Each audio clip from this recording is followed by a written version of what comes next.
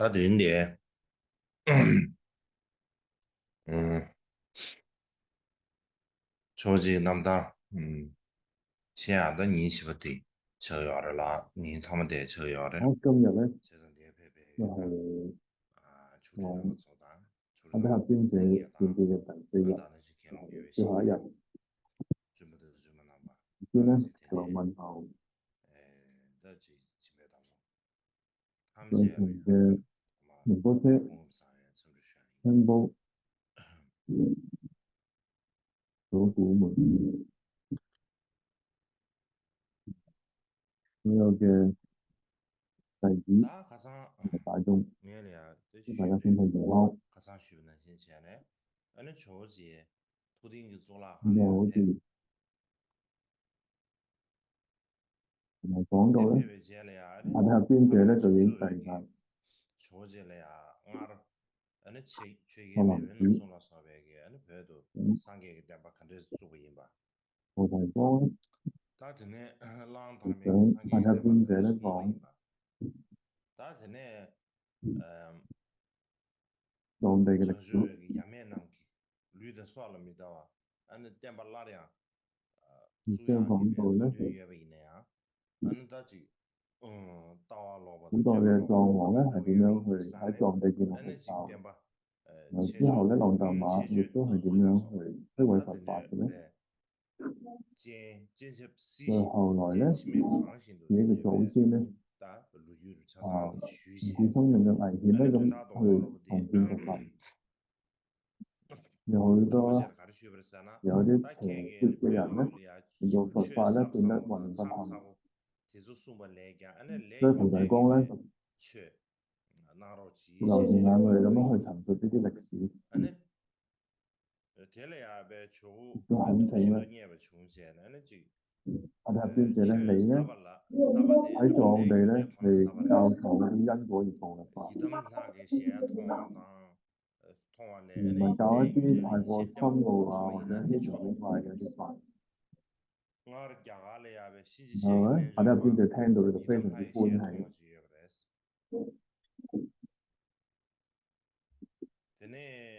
做回教咧就最深奧嘅法就係因果法。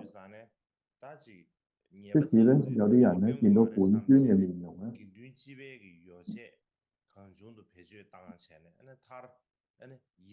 就能夠對咧因果生起堅定信心，咁都係最殊勝。就好似曾經印度咧有一位人收集呢個大威德金剛嘅瑜伽士，佢曾經咧就見到本尊嘅面，佢就認為咧而家就應該唔會有過失嘅。然後咧佢就隨意咁去用嗰啲增權嘅法門，但係結果咧衍生成為一個大威德一樣咁嘅本尊嘅一個形象。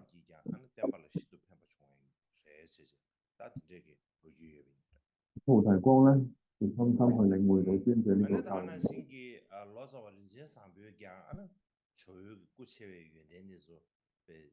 借到廣泛地咧，為藏人咧去講因果業報嘅法。然之後咧，好多人都阿底峽尊者為因果嘅老師。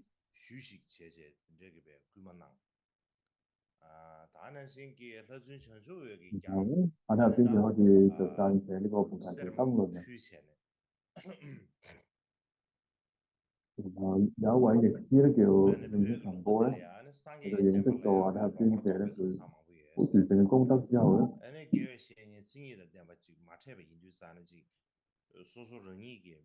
佢就告訴所有人咧，尊者咧只會係喺藏地留1年嘅啫，所以要找緊時間向佢求法啦。然後菩提光咧就向尊者供養咗好大量嘅黃金，同埋向尊者咧就講出而家當時咧藏地嘅困境。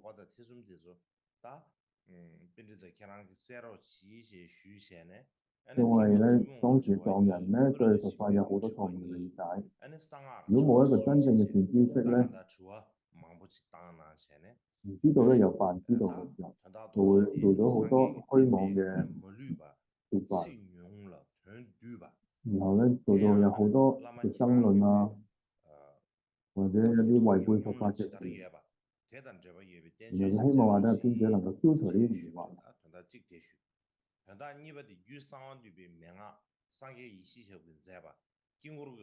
提出咗7個問題咧，兩個係關於共同性嘅問題，兩個係關於波羅蜜性嘅問題，然後有3個問題咧就係關於密咒嘅問題。然後咧就懇請咧阿底峽尊者撰寫一部論著，就係講關於呢啲問題。然後咧希望結合尊者嘅所能體驗咯。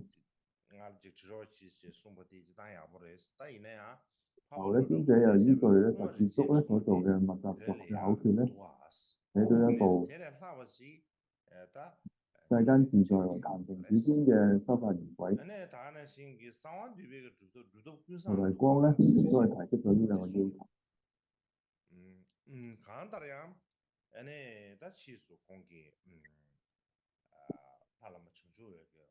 尊者咧就亦都係向菩提光請求咧，其實咧佢就內地已經有龍樹菩薩嘅寶鬘論啦，已經冇比呢一部論更加完整。而咧又提到咧有呢個普賢成就法，所以之後咧阿底峽尊者撰寫咗後來廣為流傳嘅菩提燈論啦。咁根據宗喀巴大師嘅《菩提道次第廣論》中係講到咧，呢部論咧主要有3個重點。第一咧就係呢部論咧融接咗顯教同密教嘅精要，將兩樣嘢咧嘅關鍵要義巧妙咁樣結合咗喺一齊，所以內容咧十分完備。咁第二點咧就係嚟到菩提道燈論咧，以調伏心識為主要嘅修行之地，可以令到修行者咧能夠好容易咧將教法咧運用喺實際嘅修持當中。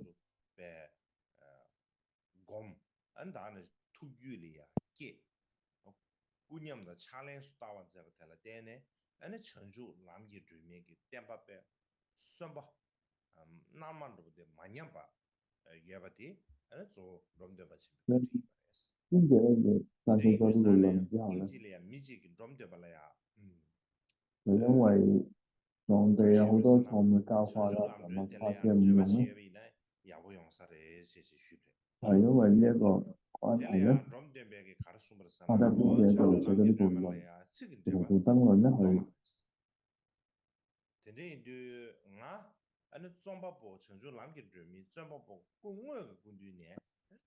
大師咧亦都係講呢部論點咧，就好似蓮花界嘅修習次第3論一樣，因為咧喺教理上面咧進行講解。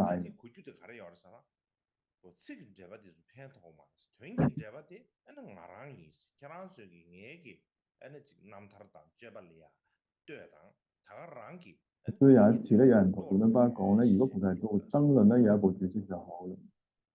然後仲敦巴就講啦，呢部論咧冇一個文字嘅注釋，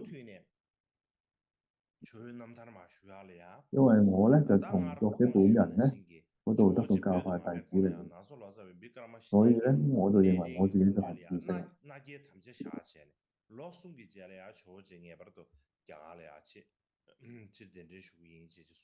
咁之前有簡單講過咧，阿底峽尊者咧前往藏地之前咧，因為佢阿底峽尊者去尊者之前咧，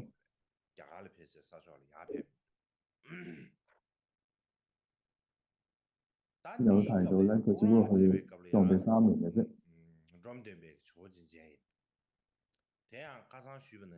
所以3年之後咧，要迎請阿底峽尊者翻去印度。咁咧，佢就同一行人咧去到布朗呢個地方。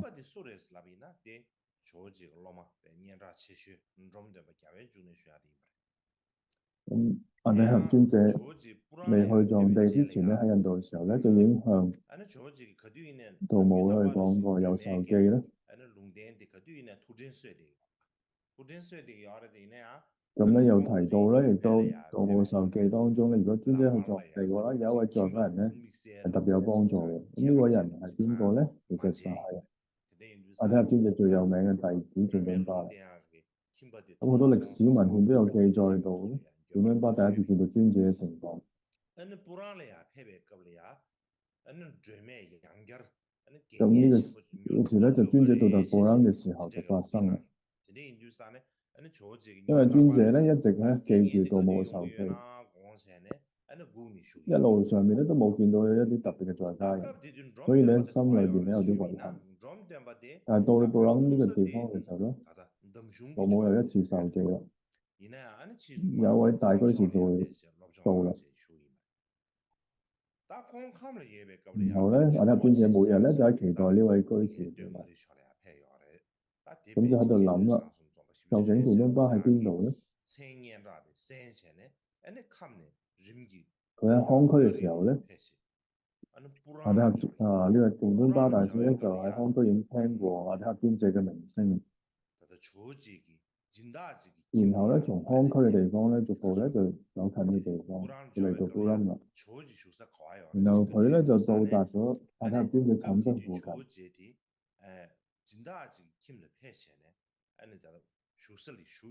然後就問尊者喺邊度啦。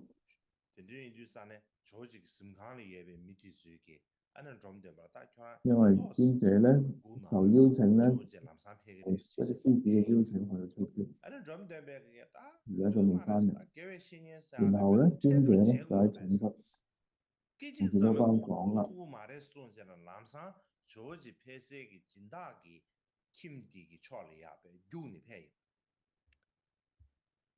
一啲喺仲敦巴嚟到嘅時候咧，就同佢講啦，就咁稍等啦，尊者好快就會翻嚟。然後仲敦巴就講啦，要見善知識咧，應該要立刻去見，都唔可以等待。咁奇妙嘅咧，就係呢個時候咧，阿底峽尊者咧正好咧係從呢個施主嘅家咧返回嘅時候咧，佢哋兩個人咧就喺一條狹窄嘅路上面相遇。咁然後仲敦巴咧就立刻咧向阿底峽尊者咧五體投地嘅大禮拜。然後阿底峽尊者就非常歡喜，就將手咧放咗喺仲敦巴頭上面，然後用梵語咧講咗好多吉祥嘅話。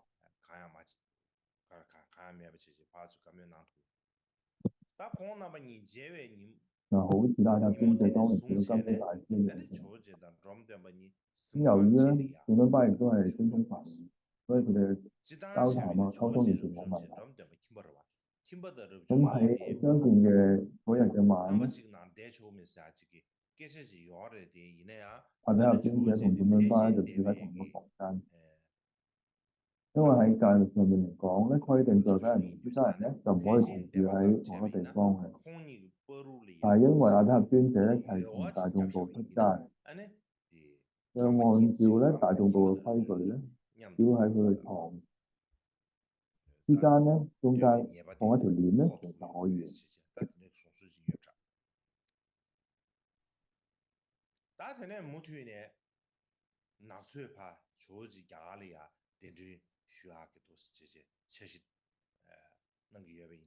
所以一路上面咧，安出嚟師咧就一直想去護送阿底峽尊者咧翻返去印度。咁但係當時尼泊爾咧發生戰亂，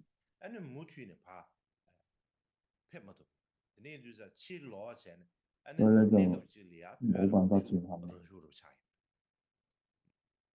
所以只可以咧暫時翻返去藏地。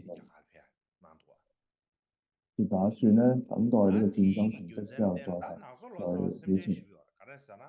當我們可能那幾tham gia下月因咋那老送嘅節咧，然把啲後中間有書第二書出現咗書啊，現嘅事，可能tham gia月因咋，打啲所以就令到tham 啦 gia 佢送圖師咧上買嘅三千咧，你講圖這好書憂心。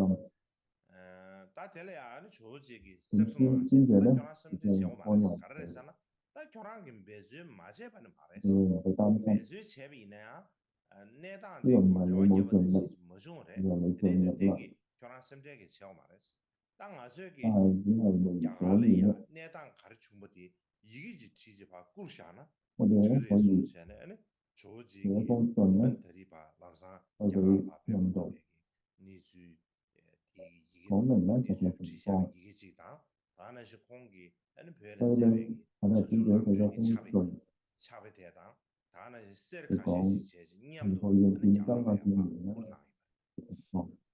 你一個的廿來由連兆，同葡萄做爭論嘅手稿同埋一啲黃金咧一起廿來兆的錢呢？就寄咗去印度啦。並且忙不就錯錢呢？承受咁然後呢封信咧就到達咗印度。看這一部的討兩周年前的時候，但係呢其實冇嘢好多位學者開始研討呢一個葡萄做爭論。當我呢前然後今日咧時間關係就唔坐能夠住怕廿講太多。來啊，就馬別切切，你別了收入錢啦，甚至真嘅，而呢啊收入但係實際咧，當時好多藏人都希望大家入邊嘅就好翻去印度嘅，繼續留喺藏地，但係冇人咧夠膽咧直接去提呢個事。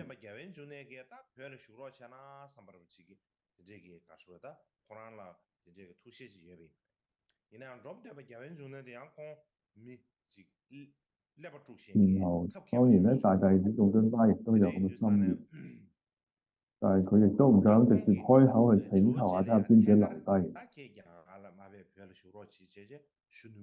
咁佢就日日咧就喺邊者耳邊講啦。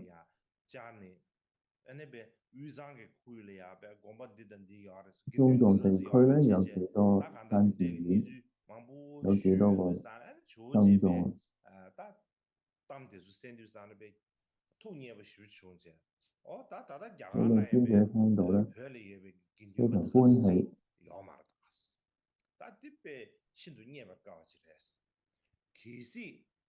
邊者就講啦，而家連印度咧都冇咁多僧人，所以真係非常難得。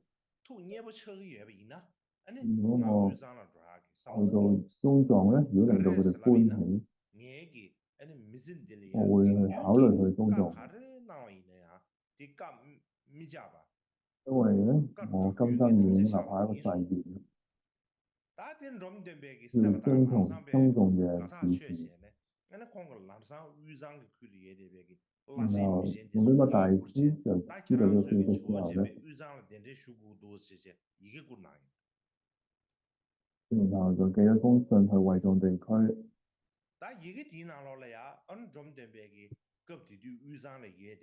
去俾一啲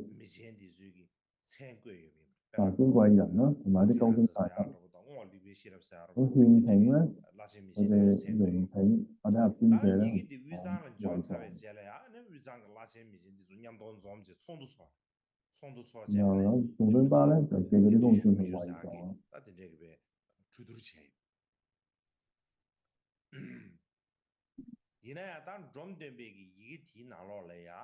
咁仲敦巴咧，具體咧就列出咗好多惠藏有影響力嘅啲大師嘅名，例如話菩提王啦，或者係愛力嘅舍利等等咧嘅啲大師嘅名。咁而呢封信咧到達咗惠藏之後咧，呢啲大官貴人同埋啲大師咧召開咗一個會議去討論呢件事，並且咧就達成咗共識。不過咧，就因為仲敦巴信中咧就忘記咗提到呢個昆敦嘅名，所以咧呢個會咧就冇邀請到昆敦參加。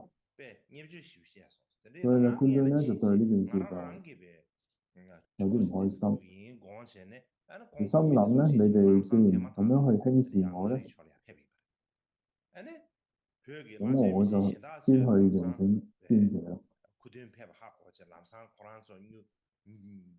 然後佢咧帶住一群騎馬咧，就出發啦，去到巴黎嘅方向去。然後冇幾耐咧，衛藏嘅一啲大官大師咧，亦都去一齊踏上呢個行程啦。當時拉架編者咧，同埋佢嘅隨從咧，就從呢個亞利地區嘅出發，就去到接近衛藏地區啦。咁而當時藏地嘅大官，亦有啲大醫戴住個帽，騎住好多嘅馬啊，牽晒條大咁住。咁編者咧係印度人，所以咧佢哋就從未見過一啲咁樣裝扮嘅人咧，就驚呼話有鬼，係藏地嘅鬼。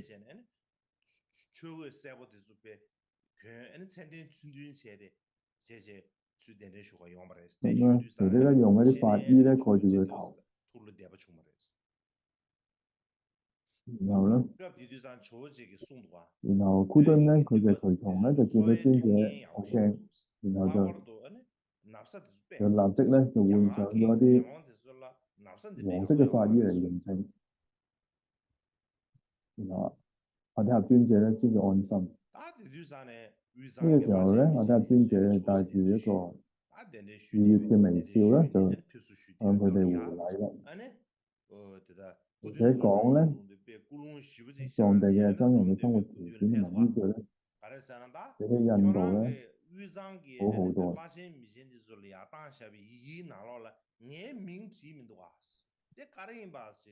然後當時好多人前來咧去迎請，官津咧就好嬲咁咧，就跑到電敦巴面前質問啦：你寫俾呢個衛藏著名嘅人嘅信當中咧，點解咧就冇寫我名上？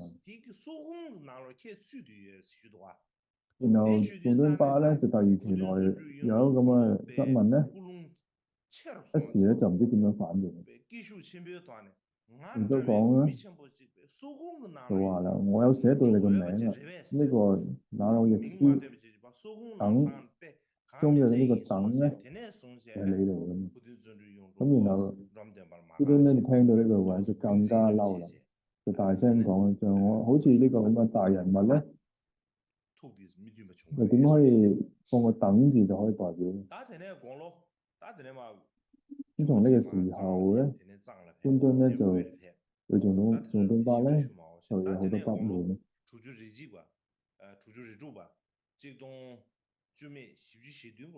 之後咧，阿底峽尊者66歲嘅時候咧，公元1047年嘅時候咧，正式抵達衛藏地區，然後咧去到桑耶寺。然後據說咧，當阿底峽尊者參觀桑耶寺嘅時候咧，睇到呢個主尊大菩薩嘅釋迦牟尼佛像嘅時候咧，好讚歎。呢一尊嘅佛像咁同菩提伽耶嘅大菩提子咧，個佛像咧好相似。當時咧好多嘅藏地嘅學者咧，聽到阿底峽尊者抵達到桑耶寺咧，亦都前來咧請求佢咧去為呢個般若2萬眾咧去講解。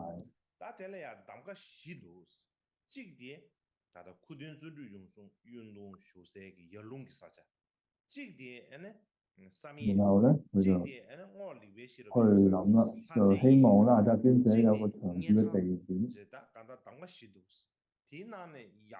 有4個選擇地方咧。第一個就係雅龍，第二個咧就係莊嚴，第三咧就係拉薩，第四就係理塘。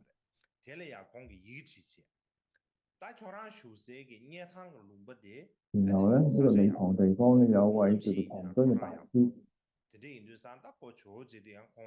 咁應該呢個地方係最為理想。然後倫敦巴咧就寫信俾呢個唐敦講啦，你所在嘅呢個理塘地區咧，地理優越，氣候又宜人，係最適合俾阿塔尊者停嘅地方。我希望咧，你能夠迎請阿塔尊者到理塘。然後唐敦收到呢封信之後咧，認為倫敦巴咧就講得好啱。然後佢就向大家宣佈咧，阿塔尊者咧就唔會去其他地方㗎啦。而我咧就負責去迎請阿塔尊者到理塘。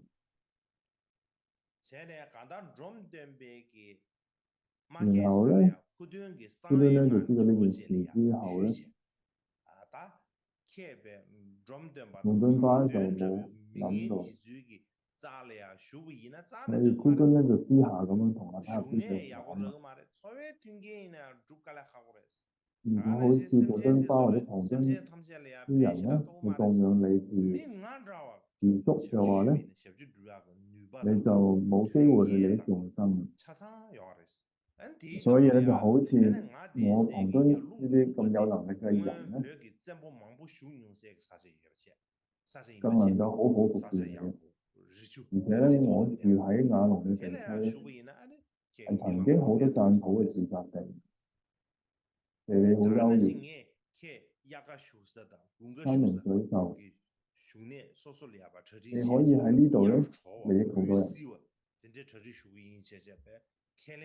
同時咧，我會為你安排咧冬天同埋夏天嘅時間咧兩次嘅住所，保證咧你能夠做到冬暖夏涼。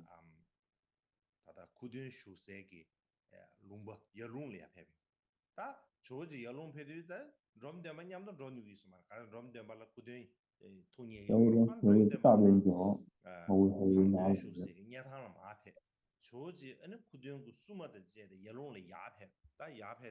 所以咧，倫敦巴就同唐敦咧就去理塘，而阿塔尊者咧就同唐敦咧同迎接隊伍咧一齊去到雅龍啦。然之後到雅龍之後咧，阿塔尊者咧一行人就去到唐波齊嘅地方。咁喺嗰度咧就講授咗般若語萬頌同埋佢嘅知識。咁然後咧亦都又講到呢個究竟一成補性論同埋呢個變化法性論嘅。咁同時咧，同呢個納粹斯咧亦都翻譯咗好多密教嘅經典。咁然後尊者咧，如果喺唐波齊嘅時候咧，般敦咧好多時咧都冇聽到尊者嘅意思去做。咁所以咧，尊者行人咧都過得好辛苦，甚至咧連人同馬咧有時候7日都冇飯食嘅。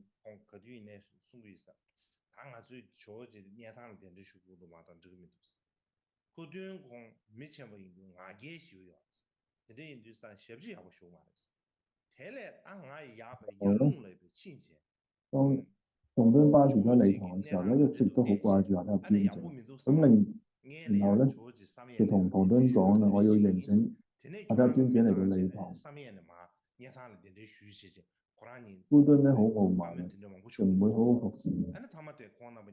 所以我要先去雅龍咧睇睇個情況，然後咧揾方法咧迎請阿塔尊者嚟到莊園。然後咧你哋咧派人嚟到去莊園迎請，然後兩個人嘅決定咧，倫敦巴咧亦都係前往雅龍啦。咁當倫敦巴去到唐波齊嘅時候咧，已經好夜啦。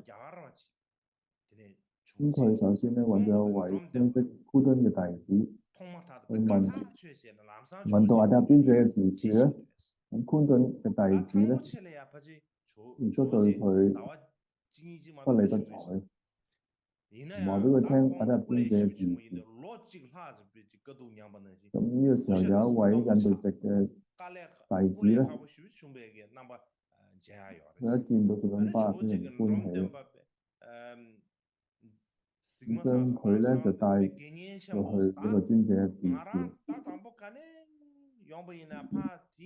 咁阿塔尊者咧喺呢個唐波提寺大概1個月咧，睇上去咧就經歷咗好多嘅苦難啊，然後變得好消瘦啊，同埋又十分困頓。咁阿塔尊者一見到聖品巴就講啦：大居士啊，請你快啲帶我離開呢度，我哋都好辛苦。連馬咧都變成咗好可憐啦。而咧昆頓咧就好似轉輪聖王咁享受住咧33天嘅，而我哋咧就好似一個普通嘅乞丐一樣。咁講住咧就喊起。咁聖品巴又講啦，如果想去一個好嘅地方咧，我有建議咧，就叫理塘啦。嗰度咧有花草樹木啊，到到冬天咧亦都會開花。咁阿塔尊者咧，總之咧一聽到就非常之歡喜啊，跟住同佢講：居士啊，你快啲帶我走。然後聖品巴就回答啦：我咁樣嘢都唔得，絕對唔得。昆頓咧就係一個大人物，我哋要諗個好嘅辦法去點樣逃走。阿塔尊者咧就講啦：唔擔心，我有佢一個唔知嘅一個辦法，我哋而家就可以走。於是咧佢哋就連夜咁樣咧就收拾行李啦，喺一個黎明嘅時分逃離。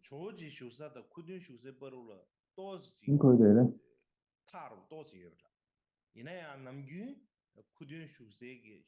逃離嘅時候咧，就被昆頓呢個弟子見咗，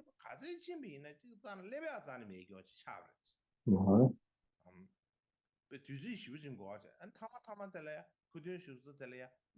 立即咧就話咗俾昆頓知。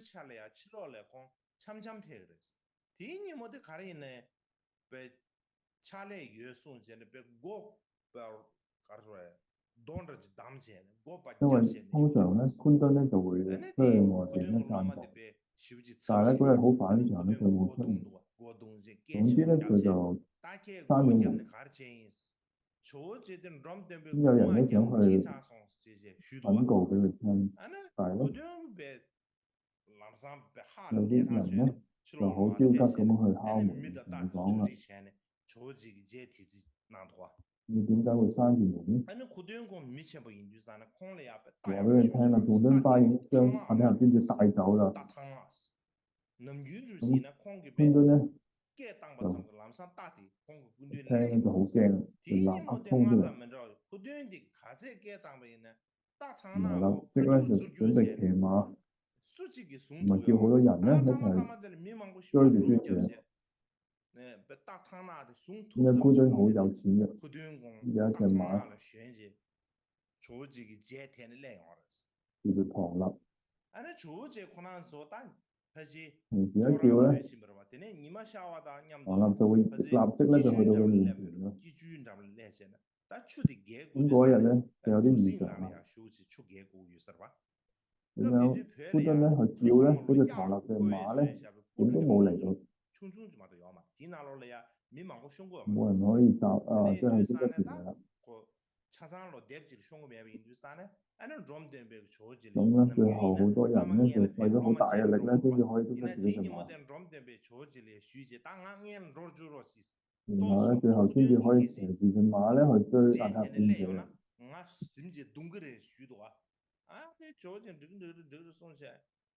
drum de bangye le ya pa phe chu cho ji je le ya ta 然後做咩巴咧？邊個就同邊個講啦？你可以咧 tene ta chu nga ma de 俾 pa chin 我 chan chu le ne 過河先咧。 cho ji 如果唔係 tene 咧， shu ga le ne 官津咧見到我 cho 就會 ji 打 ne 我 chu 嘅。 li ya pa ji chu ga na le ya shu nga tha do ta rin bu 然 ne 後講完咧， ta ma de zu be tela chu bi 講完就即刻立刻咧就到時過河啦。 大他那是呀，对不对？大也不修进就是听眼的来的，碰眼的来，我大牙个研究生眼的来些，该情不一然样的。後咧，遠處咧，官津嘅騎兵咧就好快咁嚟到。說這橋上個設計的做了，咱的沒送不起些，這偏眼要的呗。咁官津咧騎住馬咧就先抵達到，然後好大聲咁講啦。 你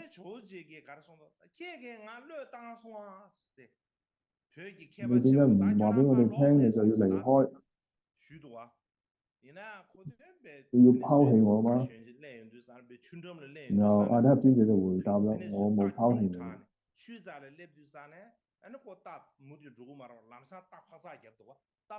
然後好多個藏地嘅大學者咧，亦都同佢講啦：請佢快啲翻嚟。咁呢個時候，官津咧就喺河邊，呢個唐納馬咧就失控，差啲咧就跌咗落河中，沖走。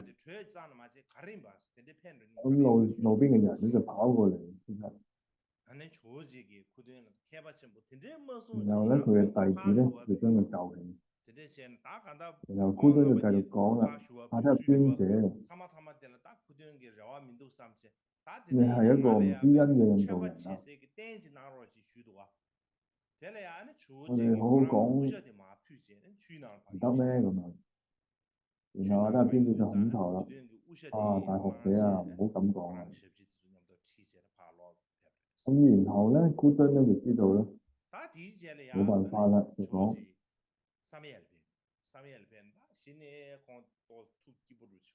同你講啦，請你俾一件紀念品我啦。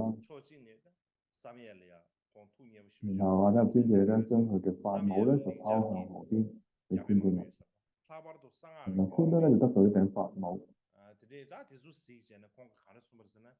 之後咧就喺河邊返回啦。然後尊者咧同亞倫嘅地方咧做到桑野，就變得非常之歡喜啦。因為主要咧因為咧桑野咧有好多梵文經典，特別係好多密續嘅典籍，佢就講。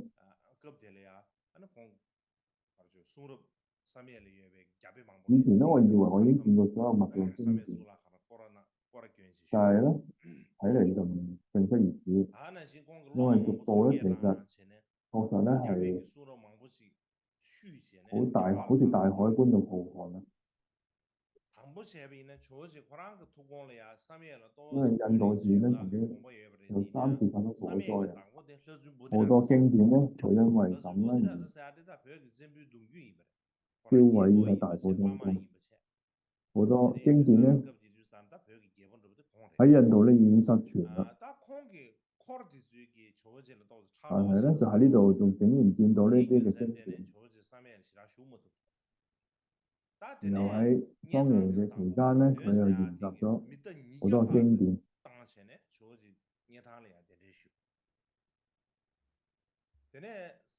然後咧，後來咧，佢召集咗好多弟子咧，抄寫呢啲大部分嘅經典咧，寄翻去印度啦。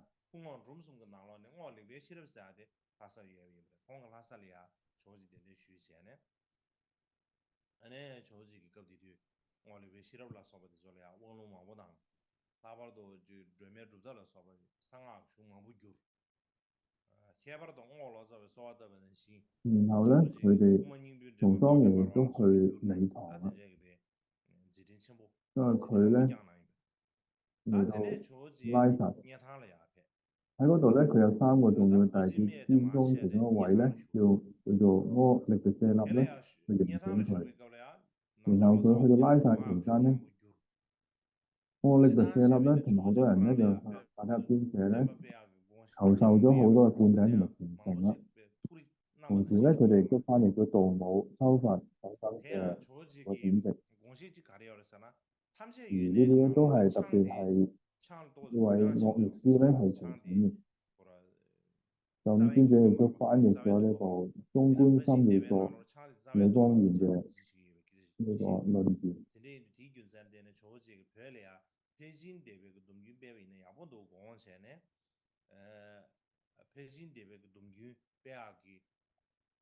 咁而咧，尊者亦都觀察到咧一點咧，如果講說一切部咧對飲酒嘅過失咧較為寬鬆嘅，而大眾部對酒戒咧係較為嚴格嘅，所以咧想喺藏地咧弘揚大眾部嘅戒律傳承。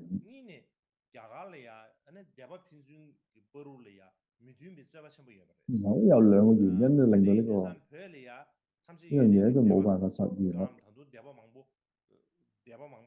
第一咧就因為藏地嘅君王咧立下誓約，規定咧戒律咧只可以從有部傳承嘅。第二咧係因為印度各派之間咧有好大嘅爭議啊，尊者認為呢個情況咧可能係特別喺藏地出現嘅。所以咧，宗敦巴認為咧，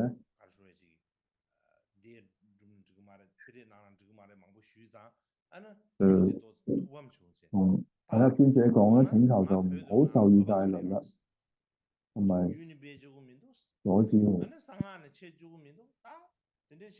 咁話睇尊者咧，亦都想去弘揚密續啊，同埋口訣，但係宗敦巴咧，亦都請求佢唔好直接去講密法。咁就因為咁咧，就尊者亦都感到好失望，就講啦，咁我嚟藏地有咩意思？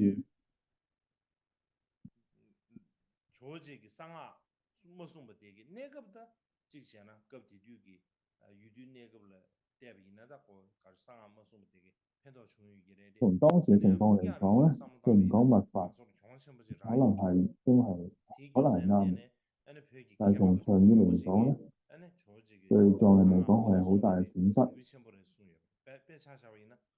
所以當時有好多大師去講啦，呢個就係藏人嘅一個損失。就好似達波列車嘅傳記當中記載咧，同宗敦巴大師同時期嘅密勒日巴大師尊者咧，就曾經同岡巴大師講咧，藏人心中有魔，所以咧唔俾帕繃喀尊者講密法，就因為咁咧，加東派咧雖然有密法，係缺乏口訣。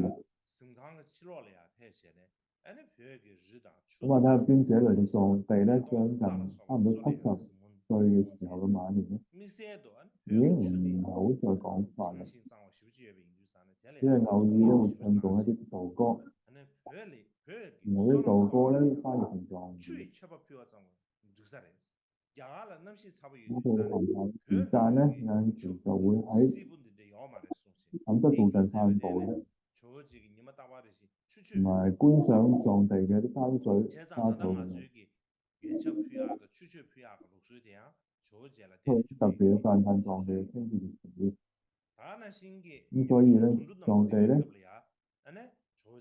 地咧只需要供奉呢個清水咧，就能夠積到功德。因為印度嘅天氣炎熱啦，冇好似藏地呢啲咁嘅清涼嘅泉水。所以咧，帕繃喀尊者每日都會供奉淨水。所以據說咧，我哋而家咧供水啊或者獻水呢個傳統咧，亦都係源於帕繃喀尊者。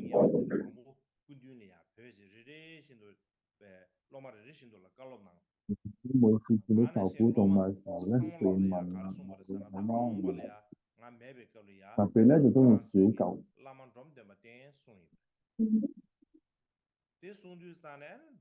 表現出咧好大悲心。然後後來咧，尊者臨近完畢嘅時候咧，召集咗好多弟兄，咁就俾好多嘅教誨，就同啲弟子講啦，將來我唔喺度嘅時候咧，因為我已經加持佢啦，你哋都要醫治呢個長子同津巴。然後仲津巴就問啦，如果你唔喺度嘅時候咧，我哋應該醫治邊個咧？咁尊者就回答啦，喺我唔喺度嘅時候咧，你哋要以經典為師，喺未獲得神通之前咧，就唔好做太多利他嘅事業啦。除此之外咧，要盡力去弘揚佛陀嘅教法。佛法嘅興衰咧係取決於僧團嘅，而僧團嘅衰壞咧取決於持戒清淨嘅比丘。所以咧，將來咧，你哋要培育好多持戒清淨嘅比丘。咁我哋講好多呢啲咁嘅教。然後尊者完寂之後咧，就喺呢個理塘地區咧，荼毗果法啦。咁荼毗之後咧，佢嘅舍利嘅灰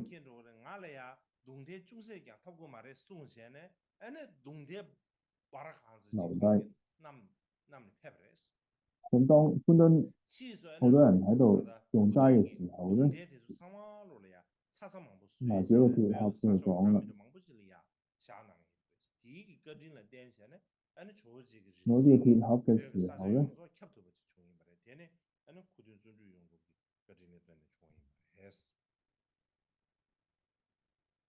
就話仲敦巴咧就會將所有嘅帶走。寬敦咧佢，我連一啲嘅舍利灰都攞唔到。咁就係咁樣講住咧，就攞咗一啲小部分嘅舍利灰，然後咧佢就將呢啲舍利灰咧做咗一啲嘅阿擦，將佢咧放置咗好多藏地嘅唔同嘅地方。所以咧，阿底峽尊者舍利咧遍佈整個藏地啦。咁而呢個原因咧，都係因為寬敦嘅恩德。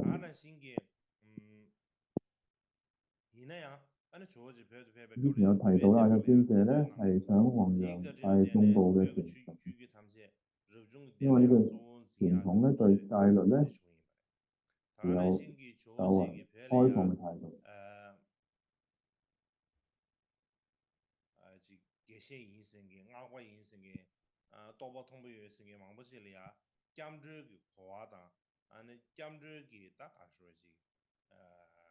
而佢咧特別咧係強調持守戒律嘅重要性，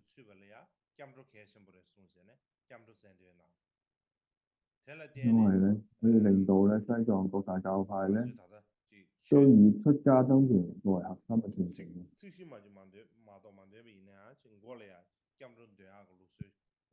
當時咧有好多嘅自稱為大善知識或者具有一啲好高深嘅證嘅密教師啊、瑜伽師咧，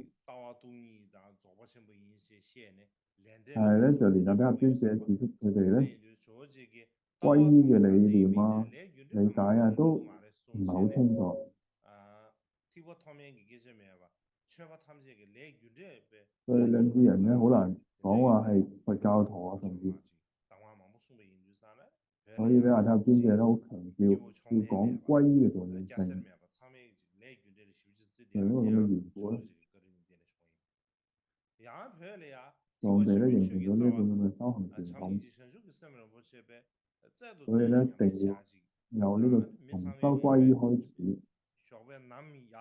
咁所以阿底峽尊者到達藏地之前咧，有好多人去講呢啲空性啊、大圓滿啊、深奧嘅法門咧，但係咧對因果咧就一啲都唔重視啊。咁阿底峽尊者呢個教導咧，修行人嘅見地越高咧，其實應該咧會對於因果係越謹慎嘅。咁呢樣嘢咧就喺藏地形成咗一個傳統啦。無論修邊一個法門咧，都要對因果非常之重視。因為喺藏地咧係大乘佛法嘅根本就係呢個菩提心嘅修持嘛。咁亦都係源自於阿底峽尊者嘅原因咧，喺藏地受持嘅。咁喺藏地咧，受持呢個菩提心戒咧，如果有兩個傳承，第一個咧就係龍樹菩薩傳落嚟嘅，另外一個咧就係從無著菩薩傳落嚟嘅。咁呢兩個傳承咧，就被稱為咧甚深見派同廣大行派啦。咁龍樹菩薩嘅傳承咧，甚深見嘅派別咧，就係由阿底峽尊者嘅恩德而喺藏地弘揚開嚟嘅。咁呢個都係依賴阿底峽尊者嘅恩德而成就。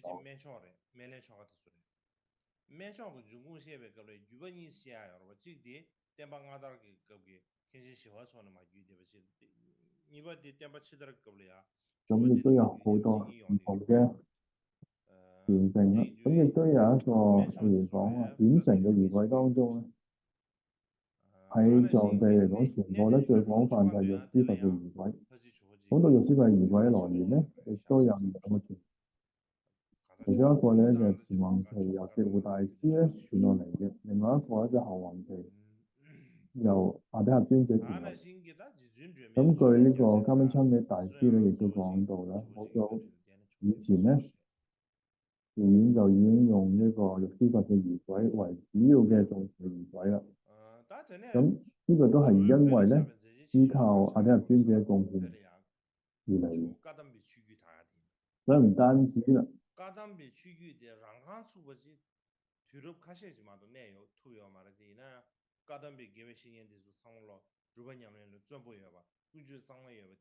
亦都係譬如聖教道務法門廣泛咁弘揚，亦都係因為阿底峽尊者嘅恩德。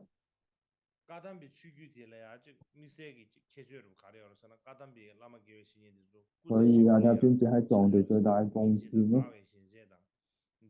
其中一個就係創立咗名為加東派嘅教派。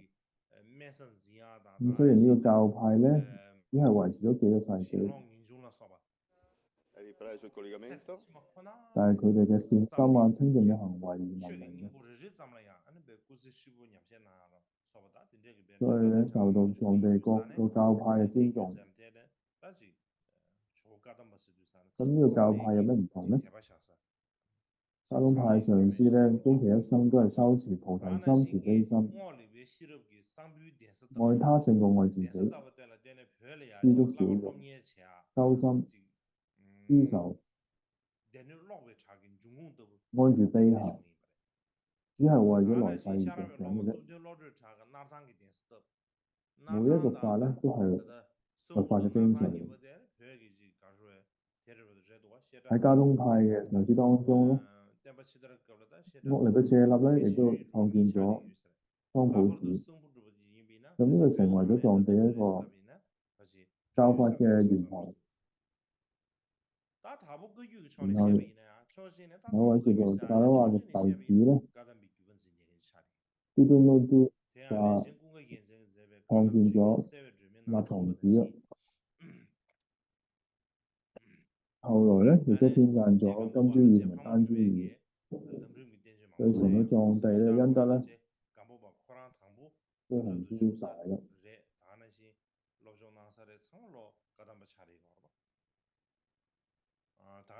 喺某個角度嚟講咧，達波伽舉咧亦都係有加東派傳承嘅，因為從法王光波巴開始咧，都被稱為呢個達波伽舉傳承。而呢個傳承嘅修持咧，亦都係從呢個阿底峽尊者教授而傳落嚟嘅。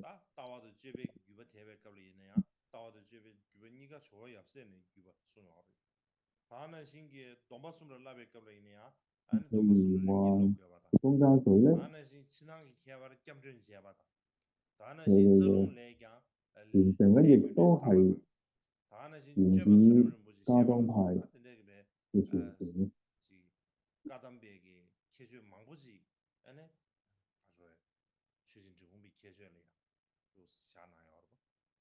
當然先嘅大家這個目標攞嘛好難啊，別嘅學習啊，那就啲主要咧要將三類語咧要自制咁學習，同埋要以歸於區別內道同埋外道差別，同埋咧認為因果咧比器物嘅修持咧更為深奧，要將持戒咧係視為更加殊勝嘅行為。呢啲都係加當派一啲特殊嘅啲深甚深嘅啲法要。咁喺呢個烏賴雅巴嗰次嘅呢個四法論當中，前三法咧係講緊三次嘅道次第。咁而呢一個嘅持守咧，亦都係阿底峽邊嘅教授。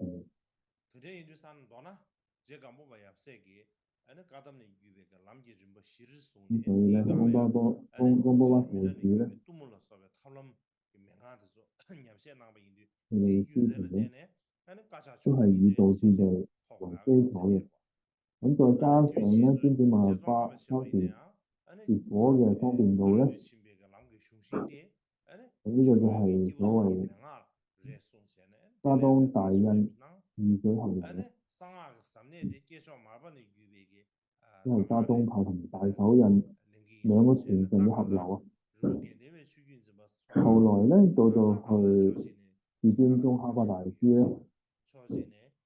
亦都係以阿底峽邊嘅三士道次第為波羅蜜多道嘅根本。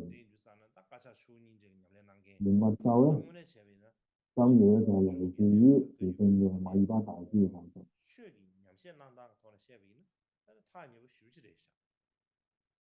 所以咧，你嚟講格魯派同埋加舉派咧，基本從某程度嚟講咧，其實好相似，都係持有阿底峽邊嘅教法思想。所以咧，亦都有被稱為咧新加當派。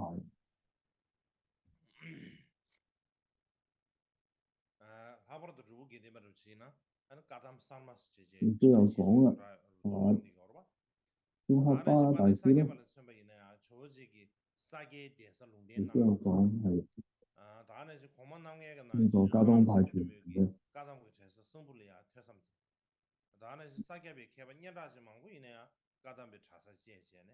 係薩迦五派嘅五祖當中咧，蘇林謝摩咧，佢咧曾經亦都係桑普子咧學習加當派嘅。所以無論係薩迦、格魯、加舉、寧瑪派嘅上師咧，無論係邊一個咧，佢都唔可能咧唔收呢個加當教法。所以雖然咧喺藏地冇呢一個單獨嘅加當派嘅派別，但係咧某一次咧係冇呢個加當教法嘅。其實呢個咧就可以話係喺藏地顯密嘅當中咧，宗教方面嘅經典學習同埋口訣咧，都一定係嚟自呢個加當派傳承。